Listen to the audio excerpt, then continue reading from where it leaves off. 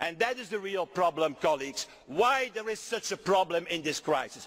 Because member states are reluctant to transfer new sovereignty and powers to the European Union. And we all know that the only way out of this crisis is a new transfer of powers to the European Union and to the European institutions. Will, lad, why don't you tell it how you really think? He sounds like Senator Palpatine asking for more powers so that he can solve the crisis, because no one else is able to. But what's really interesting is that he is fear-mongering. This is when people are willing to give away their liberties in order to get more security. It's the same what happened with 9/11 in America, when George Bush signed the Patriot Act, and when American people were for the war in Iraq. Like that is how you actually get people to support unpopular decisions that they would never support otherwise. Just fear-monger. Oh, there is a crisis, Okay, if there is a crisis, the nation states can solve the crisis. We've done so for thousands of years in Europe. Because here's the thing, once you give away your sovereignty, once they give away their rights, they will never get them back. That's how it works. It's not that people who are authoritarians are going to give back the power once they got it. No. And by the way, people keep asking, like, what's so important about sovereignty? I made a video where I explain it.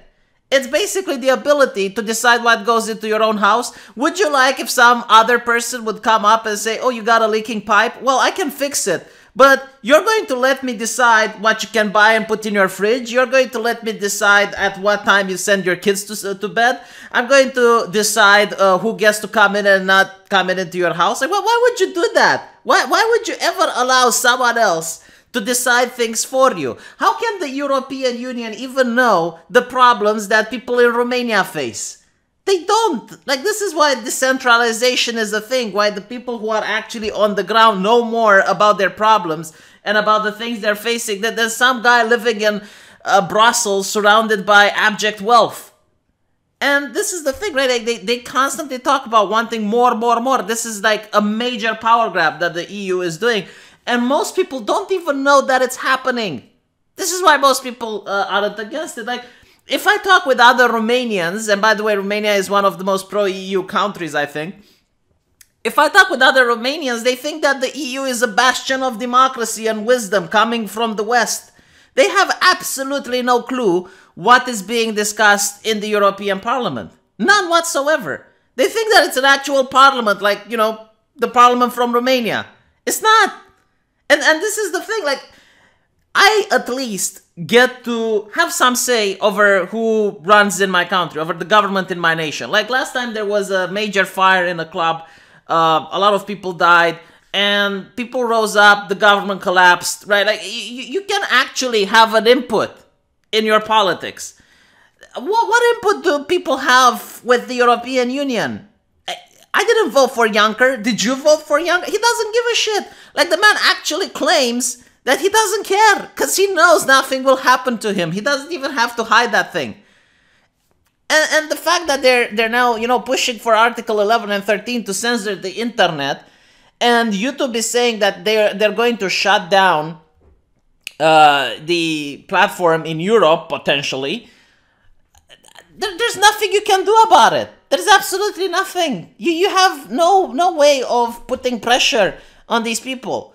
It's like that I would be against the unified Europe. If it was the system in the United States with the electoral college and stuff like that, most people will still be against it. But at least it would make some sense. At least it would be democratic. No, it is an undemocratic council that now wants to call itself the European Empire, an empire for good, and they just want more power from the member states. And they're angry that the member states aren't giving away their power as fast as they would like it. Just utterly horrible. Again, the reason people don't talk about this, the reason people aren't rising up and talking against it is because they do not know. They have no idea that this is happening. Like, for example, I was bewildered when Sargon of Akkad made that video from the EU and spoke about something very basic. Apparently, the EU MPs pay taxes when they're in Brussels, but the French MPs do not. How is this equal? Like, this is symbolic. Obviously, like, no one cares about, you know, like, when you're at that level and you're making so much money, no one cares about, but it is the symbol populism behind it. Another thing, it's like apparently the EU is against smoking in any institution. Right? Like there is a law in Europe, you can't smoke while indoors. I think Romania has it as well because they had to comply to EU standards. But in the EU, the MPs of the European Union, they have like this small smoking lounge inside where they can go and have a smoke. Like, why are people not noticing this? Like, again, like if they don't hold up to their own rules, why do they expect the people to follow? Like, these are like just basic symbolic examples that I gave. But usually the devil is in the details. Absolutely horrible. And it's going to get far worse. It's going to get far, far worse because up till now, people weren't resisting. People didn't even know about the European Union. Like, for me, it was like this, yeah, you know, this institution somewhere, I don't care. It doesn't affect me, right? But as they keep becoming more authoritarian, as they keep doing more and more power grabs, it starts to affect the average Joe. And as it affects the average Joe is going to start voting for right-wing parties, is going to start protesting, is going to start marching, and is going to finally give some pushback against the European Union. And since they have never got pushback up till now, they're going to become even more authoritarian because that's the first reaction that usually the people in power get when their power is threatened and when they might lose their seats. Their first knee-jerk reaction is to kick back against whatever is being criticizing them. And it's going to get really bad here in Europe. I do expect much worse. I expect far stricter censorship rules. I expect the EU to try to sabotage right-wing parties. Look at Hungary, for example. Hungary is the perfect example, right? Like a country which elected Viktor Orban. Now, some people say he's corrupt. Some people say that they don't like Orban. He's democratically elected. He got elected by the Hungarian people. And now the EU wants to punish Hungary because they didn't get the results, the elections that they wanted? What? It's Eastern Europe. Everyone is corrupt. That's the thing with Eastern Europe. You knew this when you decided to take Eastern European nations in the EU. Funny how every single time they had left-leaning governments, you didn't hear a single peep about corruption. You didn't hear anyone talk about corruption. All of a sudden, that it's a right-wing populist party that gets elected in Hungary. Oh, let's trigger Article 20 against them. Let's take away their right to vote within the EU. Absolute scumbags.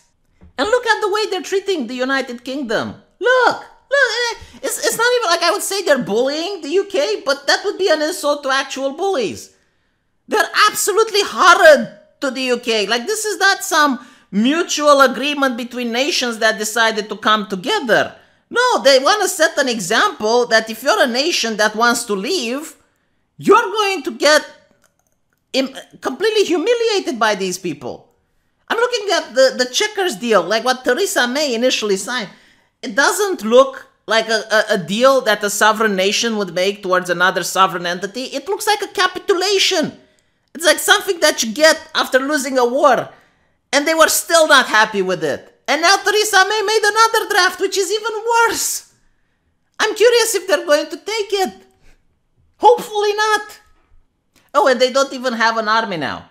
Wait until they have an army. I'm curious what will happen if they have an army and let's say Hungary wants to leave. I'm genuinely curious. What will they do? They'll probably call the government illegitimate. That's what they're going to do. It is absolutely unreal what is happening. And what is the most unreal, what is the thing that pisses me off and makes me want to make this video, is that no one in my country is talking about it. There's so much shit coming out of this institution. No one is discussing it. You can go and ask anyone on the street about how the EU functions. They don't know. Legitimately, they do not know. You know, like, I can ask basic questions about Romanian politics, like how the parliament is formed, you know, like ask people about the role of the Romanian president. They know some things. They genuinely will give you some answers. But if I ask them how is the president of the EU elected, they do not know. If I ask them who makes the legislation in the EU, they will say that is the parliament. No, it's not the MP. It's not the MPs. They don't make the legislations.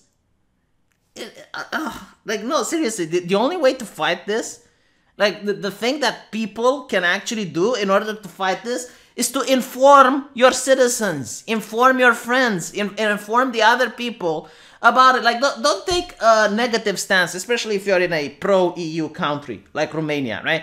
Don't badmouth the EU. Just act like you're concerned. Like, look, I saw this article coming from the EU. What do you think about it? This does look a little bit concerning. Man. That's how you need to start. Like, inform people. Again, this is while you can, by the way. While you can. Because once Article 11 and 13 comes up, it's going to be much more harder with their upload filter to inform people about what's going on in Europe right now.